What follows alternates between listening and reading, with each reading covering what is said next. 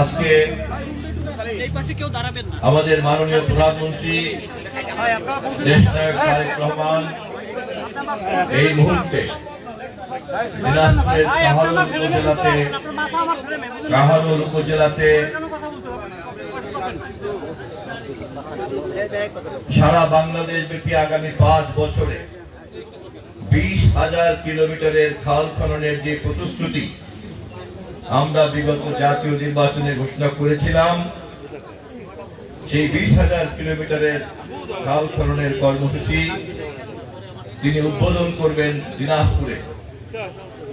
এই মুহূর্তে আমার মন্ত্রণালয় থেকে আমাকে তথ্য এবং ভিডিও পাঠানো হয়েছে।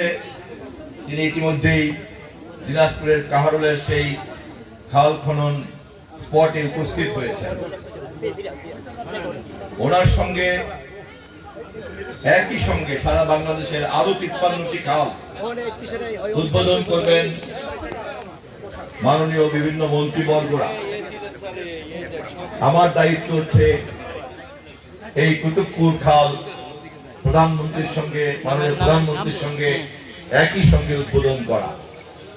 আজকের এই দিনের কর্মসূচির মধ্য দিয়ে দেশনায়ক তারেক রহমান আগামী 5 বছরে 20,000 কিলোমিটারের খাল খননের যে কর্মসূচি উদ্বোধন করতে যাচ্ছেন, তার মধ্যে আমাদের এইখানে বরিশাল, ভোলা, ঝালকাঠি ও পিরোজপুর জেলা সেচ উন্নয়ন প্রকল্পের অধীনে কৃষি উন্নয়ন কর্পোরেশনের বাস্তবায়নে আমরা এই কুতুবপুর উচ্চ বিদ্যালয়ের বিশেষ দিনে প্রিয়জনকে দিন সাউন্ড এক্সের হেডফোন। বিএডিসি এবং স্থানীয় প্রশাসন, তার সভাপতিত্ব করছেন আমাদের সম্মানিত জেলা প্রশাসক জনাব খায়রুল আলম সুমন। আমাদের এই কর্মসূচির বাস্তবায়নকারী সংস্থার চিফ ইঞ্জিনিয়ার চঞ্চল কুমার মিস্ত্রি এখানে আছেন। বরিশাল জেলার এসপি মহোদয় এজেডএম মুস্তাফিজুর রহমান এখানে আছেন। আমাদের সংশ্লিষ্ট বিএডিসি এবং অন্যান্য কর্মকর্তারা এখানে আছেন। জেলা প্রশাসন এবং পুলিশ কর্মকর্তারা এখানে আছেন। বিশেষ করে আমাদের উপজেলা নির্বাহী কর্মকর্তা সাহেব, যিনি এই পুরো বিষয়টার প্রধান সমন্বয়কারী, আমাদের অত্যন্ত যোগ্য ইউনো সাহেব, তিনি সহ উপজেলা প্রশাসন এখানে আছেন। মঞ্চে উপস্থিত আছেন সম্মানিত এলাকাবাসী, বিশেষ করে আমার প্রিয় সহকর্মীবৃন্দরা এবং এলাকাবাসী মুরব্বীরা এখানে আছেন। আমার সামনে উপস্থিত প্রিয় নলচিরাবাসী, আপনারা আমাকে ভোট দিয়ে এমপি করেছেন। সর্বশক্তিমানের কৃপায়, মাননীয় প্রধানমন্ত্রীর স্নেহ এবং ভালোবাসায় আমি বাংলাদেশের ক্যাবিনেটের মন্ত্রীর দায়িত্ব পালন করছি। আমি এই সুযোগে আপনাদের প্রতি গভীর কৃতজ্ঞতা জানাই। আমার তেমন কোন মায়ের মমতা আমি বুঝি, মমতা আটা ময়দা সুচি, সাথে গুণগত মানে অতুলনীয়। আমি শ্রদ্ধার সঙ্গে স্মরণ করছি আমাদের মাতৃতুল্য নেত্রী, যিনি আমাকে ছাত্র জীবন থেকে খুব স্নেহ করতেন, দেশনেত্রী বেগম খালেদা জিয়াকে। তিনি আজ আমাদের মাঝে নাই, আমি তার আত্মার মাগফিরাত কামনা করছি। এই কুতুবপুরের এই মাটিতে এই খাল আজ থেকে 45 বছর আগে প্রথম খনন করেছিলেন শহীদ রাষ্ট্রপতি জিয়াউর রহমান। সেই কাহিনী, সেই মঞ্চে উপস্থিত ছিলেন আমাদের প্রিয় সহকর্মী আলহাজ সৈয়দ সরোয়ার আলম, তার মুখ থেকে আপনারা শুনেছেন। আমি অত্যন্ত সৌভাগ্যবান, সর্বশক্তিমানের দরবারে শুকরিয়া আদায় করি। শহীদ জিয়াউর রহমানের সেই খাল সরকারের পক্ষ থেকে, মাননীয় প্রধানমন্ত্রীর পক্ষ থেকে আজকে আমি আবার এখানে পুনঃখননের কাজের দায়িত্ব পেয়েছি। সে কারণে আমার জন্য এটা গর্বের যে বিষয়, আমার জন্য এটা অত্যন্ত সম্মানের বিষয়। আমি সেই কারণে সর্বশক্তিমানের কাছে আবারও কৃতজ্ঞতা আদায় করছি। মন্ত্রণালয় যখন আমি প্রথম বসি, আমি অনার বোর্ডে যখন তালিকা দেখলাম, তালিকায় আমি 55 নম্বর মন্ত্রী। আমার আগে 54 জন মন্ত্রী দায়িত্ব পালন করেছেন।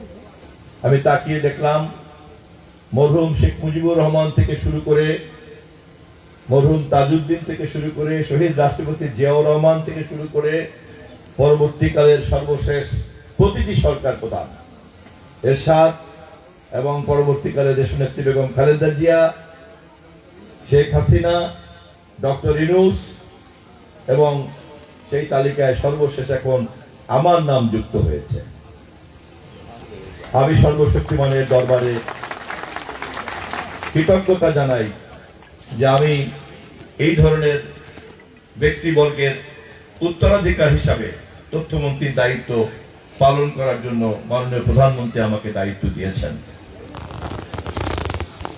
আমি আপনাদেরকে বিনয়ের সঙ্গে স্মরণ করে দিতে চাই, আমরা সরকার গঠন করার আগেই সারা বাংলাদেশে আমাদের নেতা দেশ নায়ক তারেক রহমান বলেছেন, we have a plan, I have a plan. ওনার সেই প্ল্যানটাই এখন আমাদের প্ল্যান। এখন আমরা বলি উই হ্যাভ এ প্ল্যান। তিনি বলেছেন আই হ্যাভ এ প্ল্যান, তার সহকর্মী হিসাবে আমরা এখন সব জায়গাতে বলি উই হ্যাভ এ প্ল্যান। সেই প্ল্যানের মধ্যে ছিল প্রতিটি পরিবারে আমরা নারী সদস্যকে আমরা ফ্যামিলি কার্ড দেব। আমাদের প্ল্যানের মধ্যে ছিল আমরা প্রতিটি কৃষককে কৃষক কার্ড দেব।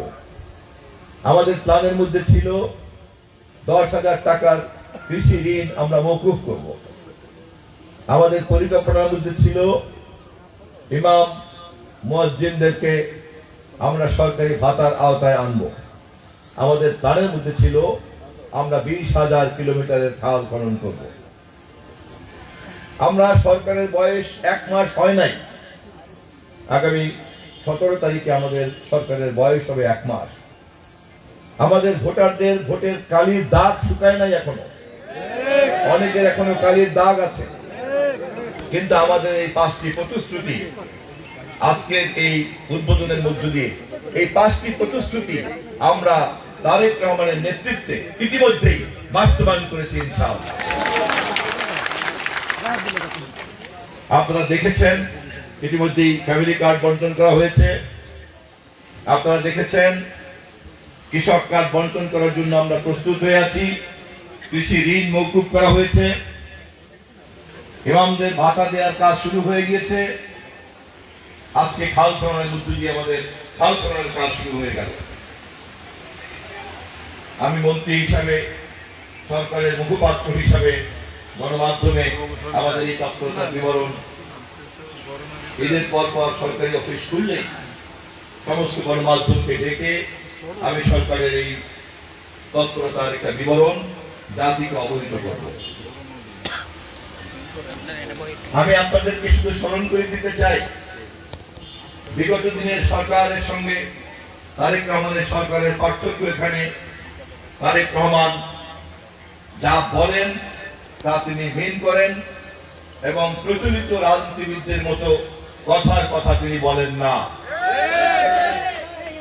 ইতিমধ্যে এই 5টি প্রতিশ্রুতিকে বাস্তবায়ন করার মধ্য দিয়ে তিনি তা প্রমাণ করেছেন। তথ্যমন্ত্রী হিসাবে ক্যাবিনেটের বৈঠকে এবং বাইরে তিনি সবসময় আমাকে উৎসাহ দিয়েছেন, নির্দেশ দিয়েছেন আমাদের এই সকল তৎপরতাকে জনগণের সামনে তুলে ধরার জন্য গণমাধ্যমকে সর্বোচ্চ স্বাধীনতার ব্যবস্থা করতে হবে। গণমাধ্যম যত বেশি স্বাধীন থাকবে, দায়িত্বশীল থাকবে, সরকার তত বেশি জবাবদিহিতার মধ্যে থাকবে। আমাদের সরকার, আমরা গণমাধ্যমের দায়িত্বশীল স্বাধীনতার মাধ্যমে জবাবদিহিতার মধ্যে থাকতে চাই। কেননা আমরা জনগণের কাছে যে ওয়াদা, সেই ওয়াদা আমরা বাস্তবায়ন করতে চাই। আমাদের মধ্যে কোনো দুরভিসন্ধি নাই, আমাদের মধ্যে কোনো দ্বৈত চরিত্র বা দ্বৈত চেহারা নাই।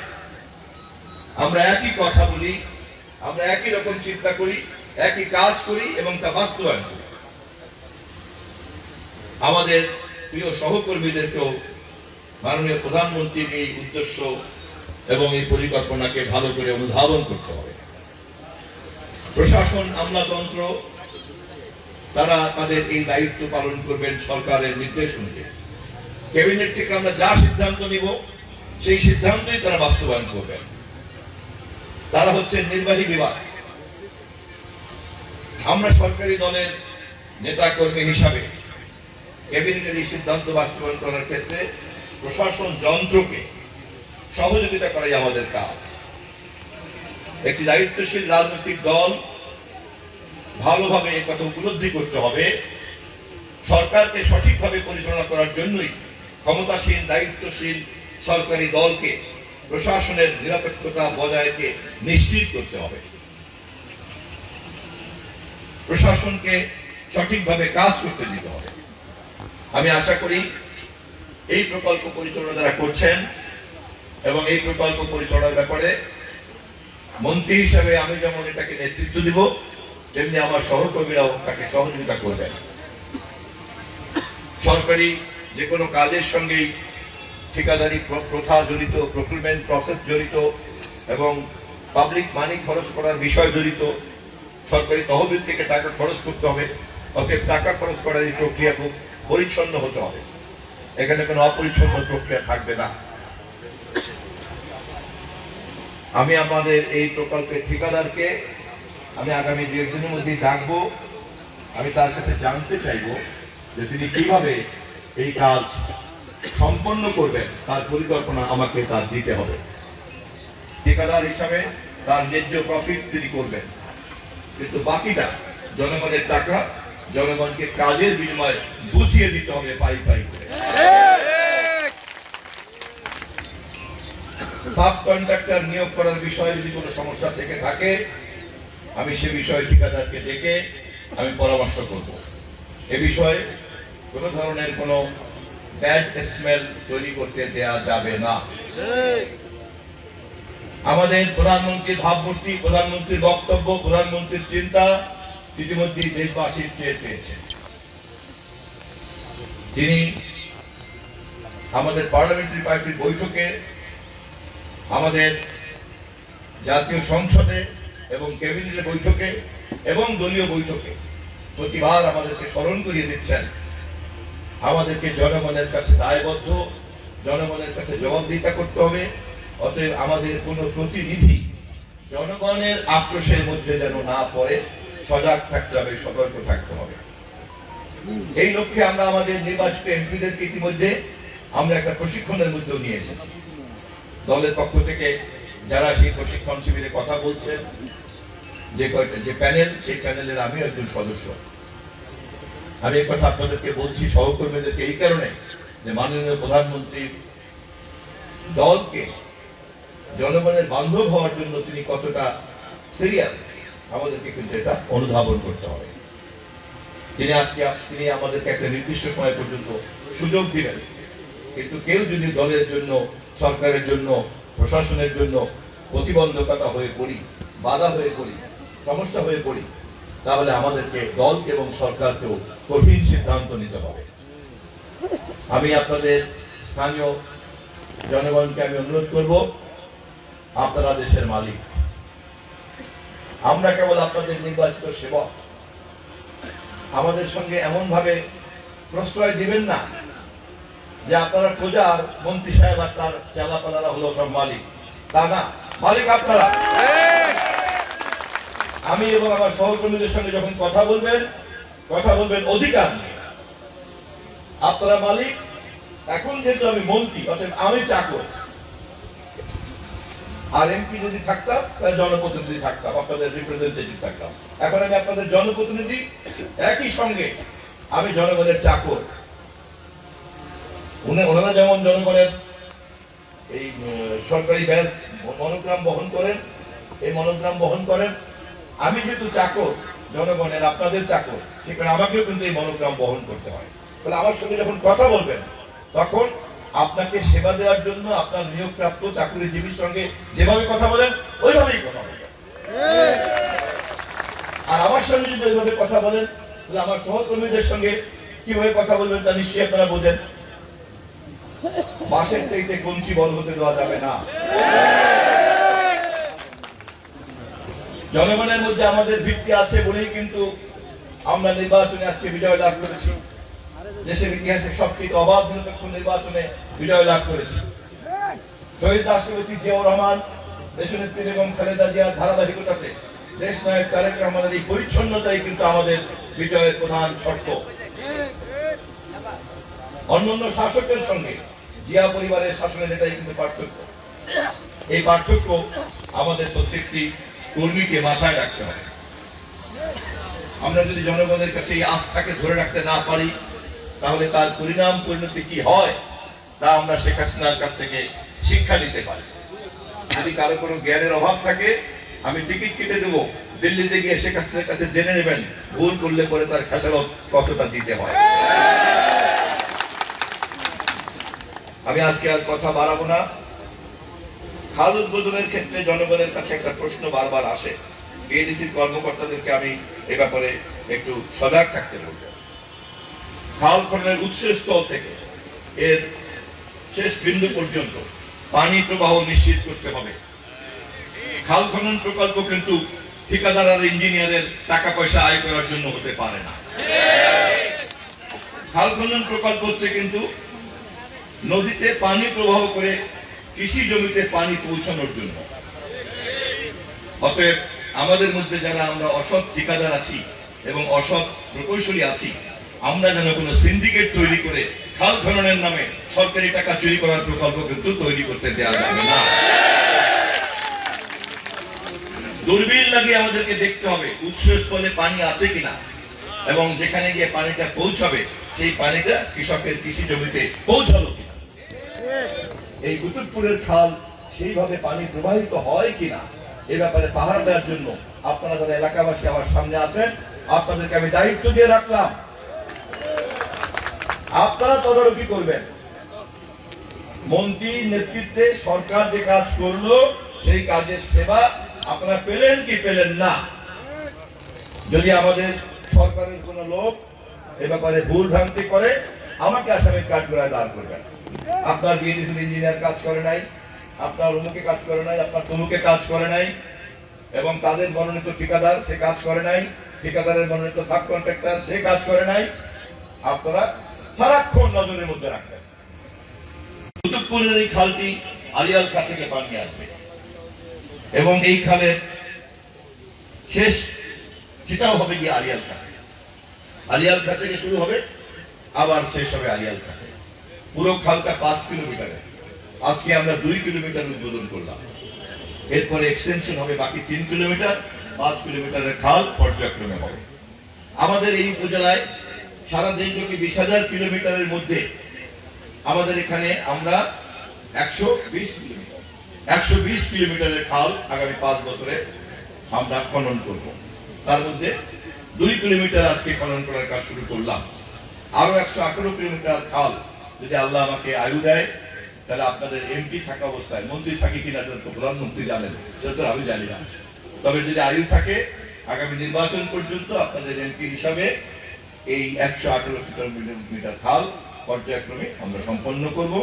এবং ইনশাআল্লাহ সবকিছু যদি ঠিকঠাক থাকে 20,000 কিলোমিটার খালের পানির উপর দিয়ে ভাসতে ভাসতে আগামী জাতীয় নির্বাচনে আবার আপনাদের সামনে আমরা যখন আগামী জাতীয় নির্বাচনে যদি আমরা থাকি এবং আল্লাহ যদি সব ঠিকঠাক রাখে, তাহলে আমরা ঘরে ঘরে ফ্যামিলি কার্ড পৌঁছে দিয়ে নির্বাচনে হাজির হব। কৃষকরা যখন আমাদের জনসভায় আসবে, কৃষক কার্ড নিয়ে জনসভায় আসবে। কৃষকরা যখন জনসভায় আসবে, তখন কৃষি ঋণ মওকুফের হাসি নিয়ে তারা জনসভায় আসবে।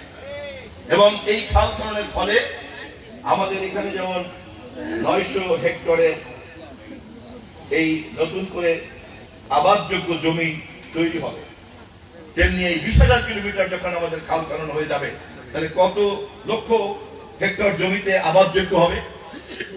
এবং এই পরিমাণ জমি যদি আবাদযোগ্য হয়, তাহলে কি পরিমাণ উৎপাদন বাড়বে, ধানের উৎপাদন।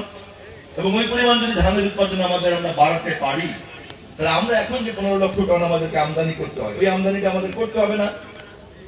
ওই টাকাটা আমি বৈদেশিক মুদ্রাটা অন্য কাজে লাগাতে পারবো। বরঞ্চ আমার গম যেহেতু আমি উৎপাদন কম করি, ফলে চালের উৎপাদন যখন আমার লাগবে না, তখন আমি ওইটা দিয়ে আমি গম আমদানি করতে পারবো। এভাবেই কিন্তু একটা সরকার জনগণের জন্য কল্যাণের কাজ করে। আমি আমার বক্তব্য আজকে আর বাড়াবো না। বক্তব্য শেষ করার আগে আমাদের মাননীয় প্রধানমন্ত্রী দেশ নায়ক তারেক রহমানকে দোয়া করার জন্য আপনাদেরকে আমি আবেদন জানাই। আমাদের সরকারের জন্য দোয়া করার জন্য আপনাদেরকে আমি আবেদন জানাই। আমাদের প্রধানমন্ত্রীর যে পরিকল্পনা আছে তা যদি আমরা আগামী 5 বছর যাবৎ আপনাদের দোয়া এবং সহযোগিতায় সঠিকভাবে বাস্তবায়ন করতে পারি, বাংলাদেশের ভাগ্য পরিবর্তনের এক নতুন দিগন্ত উন্মোচিত হবে ইনশাআল্লাহ। সেই দিনের প্রত্যাশা রেখে সংশ্লিষ্ট সকল কর্তৃপক্ষ প্রশাসনকে